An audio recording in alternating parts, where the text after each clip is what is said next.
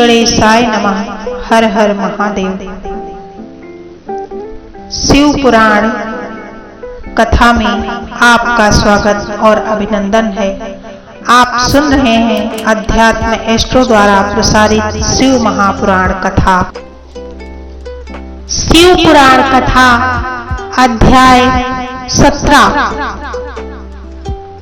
ऋषि बोलते हैं, प्रभु महामुनि, आप हमारे लिए क्रमशः खड़लिंग स्वरूप प्रणव का महात्म्य एवं शिव भक्त के पूजन के प्रकार का वर्णन कीजिए।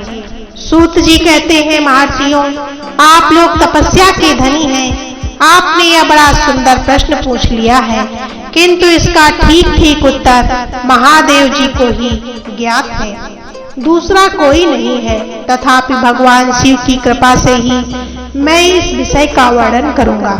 भगवान शिव हमारी और आप लोगों की रक्षा का भारी भार बारंबार स्वयं ही ग्रहण करते हैं। प्रणाम है प्रकृति से उत्पन्न संसार रूपी महासागर का। प्रणव इससे पार करने के लिए दूसरी नव नाव है। अतः ओंकार को प्रणव की संज्ञा देते हैं। ओंकार अपने जप करने वाले साधकों से कहता है, प्रपंच न नहीं है वल तुम लोगों के लिए। अतः इस भाव को लेकर भी ज्ञानी पुरुष ओम को प्रणव नाम से जानते हैं। इसका दूसरा भाव यो है कि प्रकर्षेण न नयेत व पुष्पमान मोक्षम इति वा प्रणवा, अर्थात या तुम सब उपासकों को बलपूर्वक मोक्ष तक प्राप्त करा देगा। इस अभिप्राय से भी इसे ऋषि मुनि प्रणव कहते हैं। अपना जप करने वाले योगियों के एवं अपने मंत्र की पूजा करने वाले उपासक के समस्त कर्मों का नाश करके यह दिव्य नूतन ज्ञान देता है, इसीलिए भी इसका नाम प्रणव है। उन माया रहित माहेश्वर को ही नव अर्थात नूतन कहते हैं। वे परमात्मा प्रकृष्ट रूप से नव अर्थात शुद्ध स्वरूप हैं, इसीलिए प्रणव कहलाते हैं। प्रणव साभव को नव अर्थात नवीन शिव स्वरूप कर देता है, इसीलिए भी विद्वान पुरुष इसे प्रणव के नाम से जानते हैं। अथवा प्रकृष्ट रूप से नव दिव्य परमात्मा ज्ञान प्रकट करता है, इसीलिए वह प्रणव है। प्रणव के दो भेद स्थूल और सूक्ष्म बताए गए हैं। एक अक्षर रूपी ओम को सूक्ष्म प्रणव जानना चाहिए और नमः शिवाय इस 5 अक्षर वाले मंत्र को स्थूल प्रणव जानना चाहिए। जिनमें 5 अक्षर व्यक्त नहीं है वह सूक्ष्म है, और जिसमें 5 अक्षर सुस्पष्ट रूप से व्यक्त हैं वह स्थूल है। जीव मुक्त पुरुष के लिए सूक्ष्म प्रणव के जप का विधान है, वही उसके लिए समस्त साधनों का सार है। वह अपने शरीर का विलय होने तक सूक्ष्म प्रणव मंत्र का जप और उसके अर्धभूत परमात्मा तत्व का अनुसंधान करता रहता है। जब शरीर नष्ट हो जाता है तब वह पूर्ण ब्रह्म स्वरूप शिव की प्राप्ति कर लेता है। यह सुनिश्चित बात है। जो अर्थ का अनुसंधान न करके केवल मंत्र का जप करता है उसे निश्चय ही योग की प्राप्ति होती है। जिसने 36 करोड़ मंत्र का जाप कर लिया हो उसे अवश्य ही योग की प्राप्ति होती है। सूक्ष्म प्रणव के भी ह्रस्व और दीर्घ के भेद से 2 रूप जानने चाहिए। आकार, उकार, मकार, बिंदु, नाद, शब्द, काल और कला, इनसे युक्त जो प्रणव है उसे दीर्घ प्रणव बोलते हैं। वह योगियों के ही हृदय में स्थित होता है। मकार पर्यंत जो ओम है वह आ व मा इन 3 तत्वों से युक्त है। इसको ह्रस्व प्रणव बोलते हैं। आ शिव है, ऊ शक्ति है और मकार इन दोनों की एकता है। वह त्रितत्व रूप है, ऐसा समझकर ह्रस्व प्रणव का जप करना चाहिए। जो अपने समस्त पापों का क्षय चाहते हैं वे इस ह्रस्व प्रणव का जप अत्यंत आवश्यक रूप से करें। पृथ्वी, जल, तेज, वायु और आकाश ये 5 भूत तथा शब्द, स्पर्श आदि इनके 5 विषय, यह सभी मिलकर 10 वस्तुएं मनुष्यों की कामना के विषय हैं। इनकी आशा मन में लेकर जो कर्मों के अनुष्ठान में संलग्न है, वह 10 प्रकार के पुरुष प्रवृत्त अथवा प्रवृत्ति मार्गी कहलाते हैं, तथा जो निष्काम भाव से शास्त्र विहित कर्मों का अनुष्ठान करते हैं, वे निवृत्त अथवा निवृत्ति मार्गी कहे गए हैं। प्रवृत्त पुरुषों को ह्रस्व प्रणव का ही जप करना चाहिए और निवृत्त पुरुषों को दीर्घ प्रणव का व्याहतियों तथा अन्य मंत्रों के आदि में इच्छा के अनुसार शब्द एवं कला से भरपूर प्रणव का उच्चारण करना चाहिए। वेद के आदि में और दोनों संध्याओं की उपासना के समय भी ओंकार का उच्चारण करना चाहिए। प्रणव का 9 करोड़ जप करने से मनुष्य शुद्ध हो जाता है। फिर 9 करोड़ का जप करने से वह पृथ्वी तत्व पर विजय पा लेता है। तत्पश्चात पुनः 9 करोड़ का जाप करके वह जल तत्व को जीत लेता है। पुनः 9 करोड़ जप से अभी तत्व पर विजय प्राप्त कर लेता है। तदंतर फिर 9 करोड़ का जप करके वह वायु तत्व पर विजय प्राप्त कर लेता है। फिर 9 करोड़ के जप से आकाश को अपने अधिकार में कर लेता है। इसी प्रकार 9 करोड़ का जप करके वह क्रमशः गंध, रस, रूप, शब्द, स्पर्श और पर विजय प्राप्त कर लेता है। इसके पश्चात फिर 9 करोड़ का जप करके अहंकार को भी जीत लेता है। इस प्रकार 108 करोड़ प्रणव का जाप करके उत्कृष्ट बोधकों को प्राप्त करता हुआ पुरुष शुद्ध योग का लाभ प्राप्त कर लेता है। शुद्ध योग से युक्त होने पर वह जीवन मुक्त हो जाता है, इसमें संशय नहीं है। सदा प्रणव का जप और प्रणव रूपी शिव का ध्यान करते करते समाधि में स्थित हुआ महायोगी पुरुष साक्षात शिव ही है, इसमें संशय नहीं है। पहले अपने शरीर में प्रणव के ऋषि, छंद और देवता आदि का न्यास करके फिर जप का आरंभ करना चाहिए। अकार आदि मात्र का वर्णों से युक्त प्रणव का अपने अंगों में न्यास करके मनुष्य ऋषि हो जाता है। मंत्रों के 10 विद्य संस्कार, मात्र का न्यास तथा खड़त्व शोधन आदि के साथ संपूर्ण न्यास फल उसे प्राप्त हो जाता है।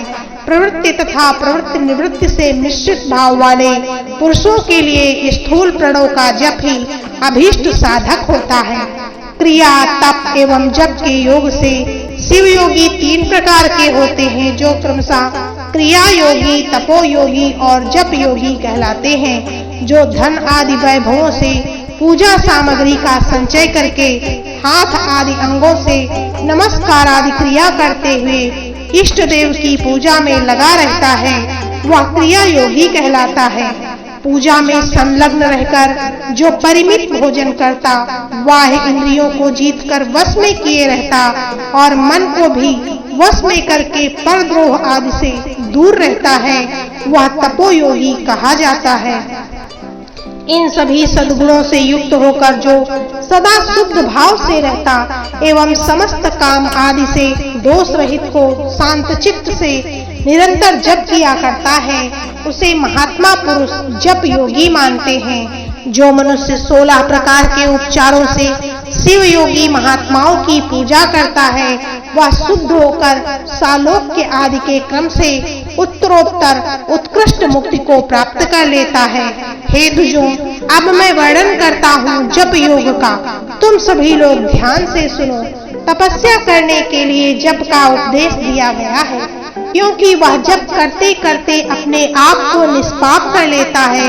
ब्राह्मणों पहले नमः पद को, उसके बाद चतुर्थी विभक्ति से में शिव शब्द को हो तो पंच तत्वकात्मक नमः शिवाय मंत्र होता है।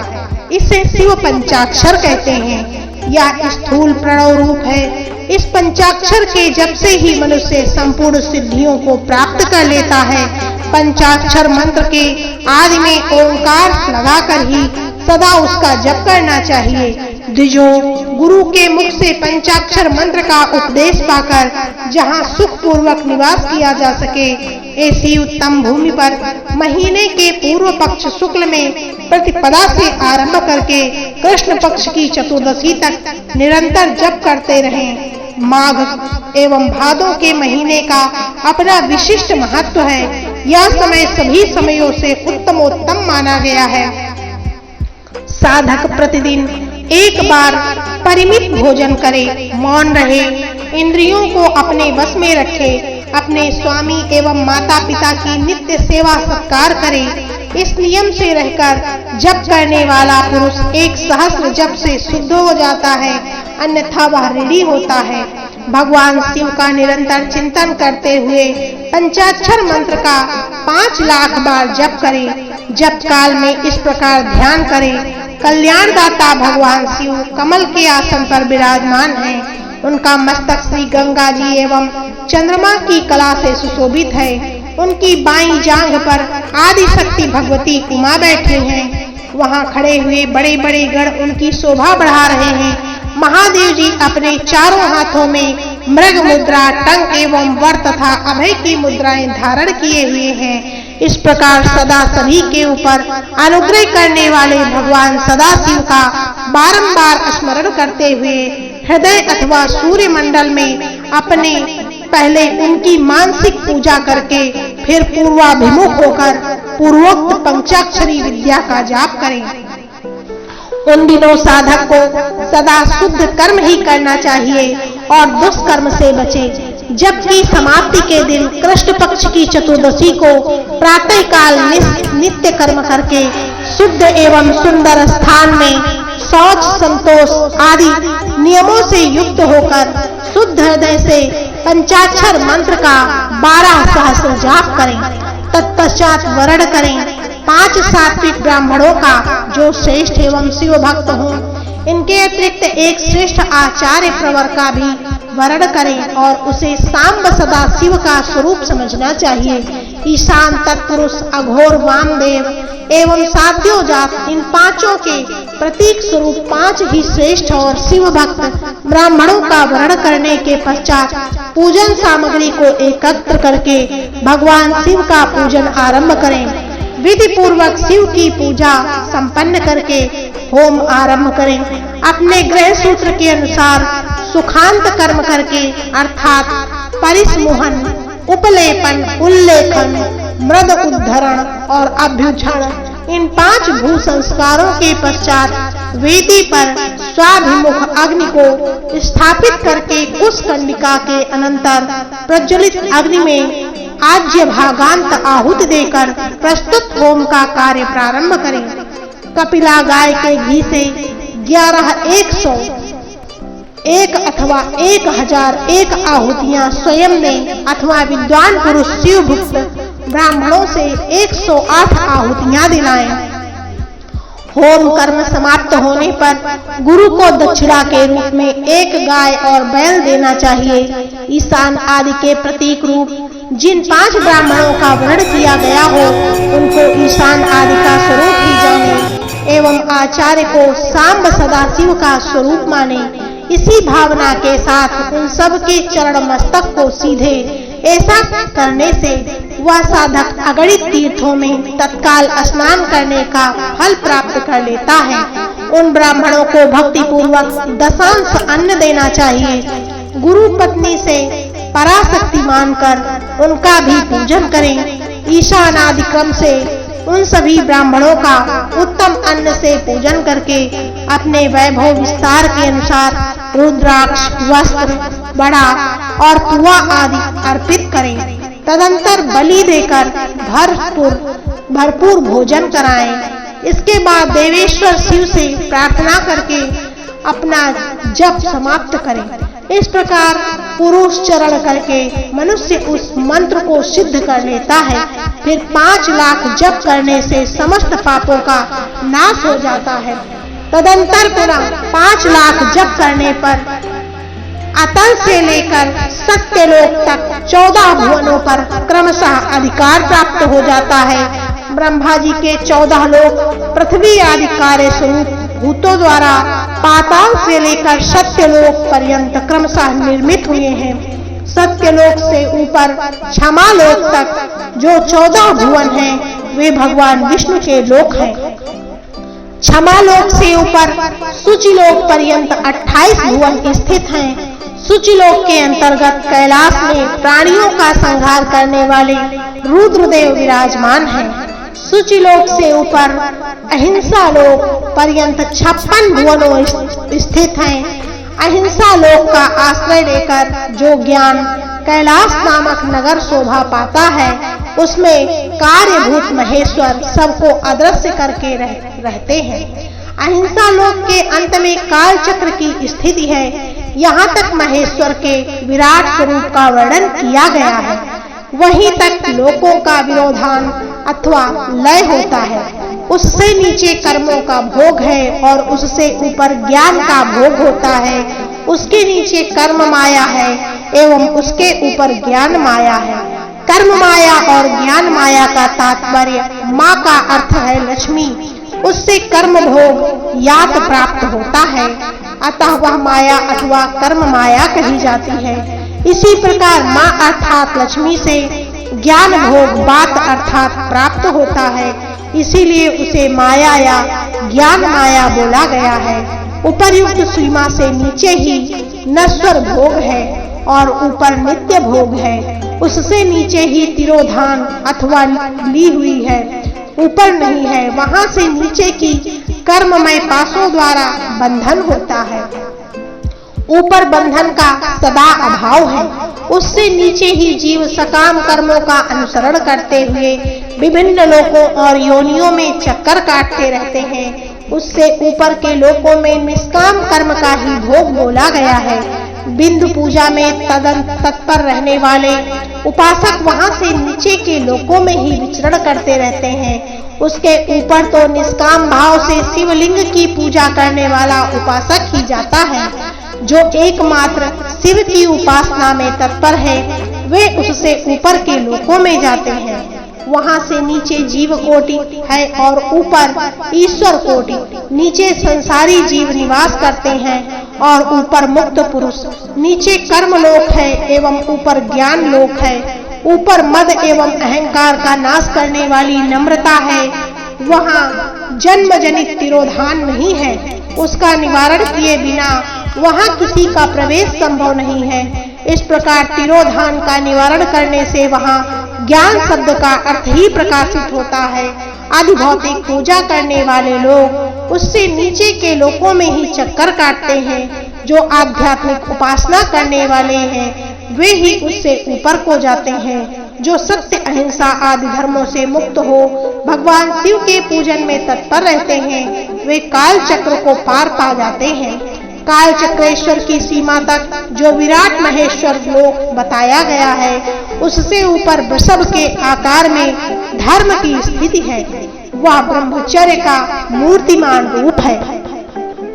उसके 4 पाद सत्य, शौच, अहिंसा और दया है। वह साक्षात शिवलोक के द्वार पर खड़ा है। क्षमा उसके सींग है, सम कान है। वह वेद्य रूपी शब्द से विभूषित है। आस्तिकता उसके दोनों नेत्र हैं। विश्वास ही उसकी श्रेष्ठ बुद्धि एवं मन है। क्रिया आदि धर्म रूपी जो वृषभ है, वे कर्ण आदि में स्थित हैं, ऐसा जानना चाहिए। उस क्रिया रूप वृषभाकार धर्म पर कालातीत शिव आरूढ़ होते हैं। ब्रह्मा, विष्णु और महेश्वर और अपनी अपनी आयु है, उसी को दिन कहते हैं। जहाँ धर्म रूपी वृषभ की स्थिति है, उससे ऊपर न दिन है न रात्रि है। वहाँ जन्म मरण आदि भी नहीं है। वहाँ फिर से कारण स्वरूप ब्रह्मा के कारण सत्यलोक पर्यंत 14 लोक स्थित हैं और 5 भौतिक गंध आदि से परे हैं। उनकी सनातन स्थिति है। सूक्ष्म गंध ही उनका स्वरूप है। उनसे ऊपर फिर कारण रूप विष्णु के 14 लोक स्थित हैं। उनसे भी ऊपर फिर कारण रूपी रुद्र के 28 लोकों की स्थिति मानी गई है। फिर उनसे भी ऊपर कारणे शिव के 56 लोक विद्यमान हैं। तदंतर शिव सम्मत ब्रह्मचर्य लोक है और वही 5 आवरणों से युक्त ज्ञानमय कैलाश है, जहाँ 5 मंडलों, 5 ब्रह्म कलाओं और आदि शक्ति से संयुक्त आदि लिंग प्रतिष्ठित है। उसे परमात्मा शिव का शिवालय कहा गया है। वही पराशक्ति से युक्त परमेश्वर शिव निवास करते हैं। वे सृष्टि पालन, संहार, तिरोभाव और अनुग्रह इन 5 कृत्यों में प्रवीण हैं। उनका श्री विग्रह सच्चिदानंद स्वरूप है।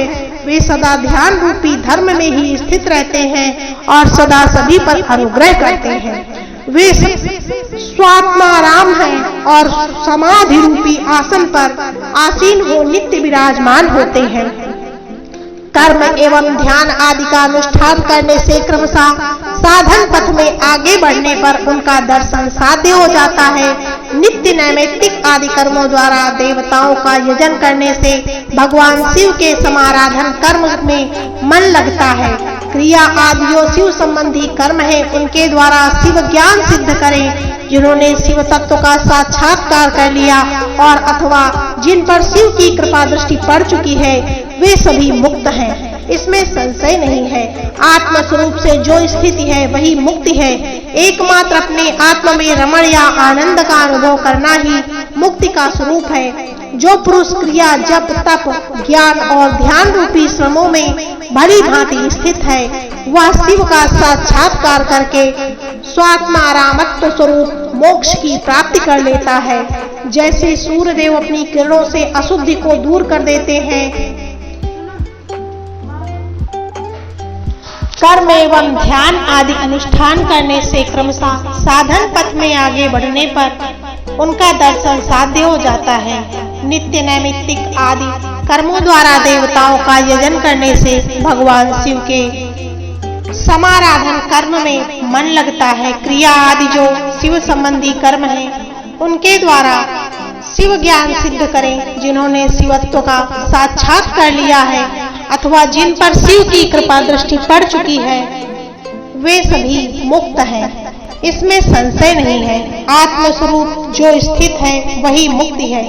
एकमात्र अपने आत्मा में रमण या आनंद का अनुभव करना ही मुक्ति का स्वरूप है। जो पुरुष क्रिया तप जप ज्ञान और ध्यान रूपी श्रमों में भली भांति स्थित है वह शिव का साक्षात्कार करके स्वात्मा राम स्वरूप मोक्ष की प्राप्ति कर लेता है। जैसे सूर्यदेव अपनी किरणों से अशुद्धि को दूर कर लेते हैं वैसे ही कृपा करने में कुशल भगवान शिव अपने भक्तों के अज्ञान को मिटा देते हैं। अज्ञान की निवृत्ति हो जाने पर शिव ज्ञान स्वतः प्रकट हो जाता है। शिव ज्ञान से अपना विशुद्ध स्वरूप आत्मामय स्वरूप प्राप्त होता है एवं आत्मारामत्व की सम्यक सिद्धि होने पर मनुष्य कृतकृत्य हो जाता है। इस तरह यहाँ जो कुछ बोला गया है वह पहले मुझे गुरु परंपरा से प्राप्त हुआ था।